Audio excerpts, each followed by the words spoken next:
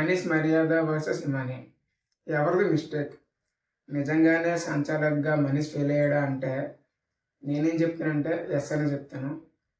Through out the task నిజంగానే మనీష్ స్ట్రిక్ట్గా ఉండాలి అనుకుంటే డీమన్ పవన్ కూడా ఎలిమినేట్ చేయాలి. అది ఎందుకు అనేది రీజన్ కూడా చెప్తాను. ఇక్కడ బేసిక్గా బిగ్ బాస్ చెప్పిన రూల్స్ ఏంటి అంటే గార్డెన్ ఏరియాలో ఒక స్టిక్ టవర్ అనేది కలర్ టవర్ అనేది ఉంటుంది. దాని నుంచి వచ్చే కలర్స్ని బాగా గమనించండి. రెడ్ వచ్చిన తర్వాత ఎవరైతే సంచాలకులు ఎంచుకున్నారో ఆ కంటైనర్ని ముందుకు పిలవాలి. గ్రీన్ పడిన తర్వాత యాక్షన్ ప్లే అయ్యి అతని టాస్క్ కంప్లీట్ చేయాలి. ఇది బేసిక్గా బిగ్ బాస్ చెప్పిన రూల్స్. బట్ ఇక్కడ డీమన్ పవన్ ఏం చేశాడంటే గ్రీన్ పడక ముందే యాక్షన్ ప్లేలోకి వెళ్ళిపోయాడు.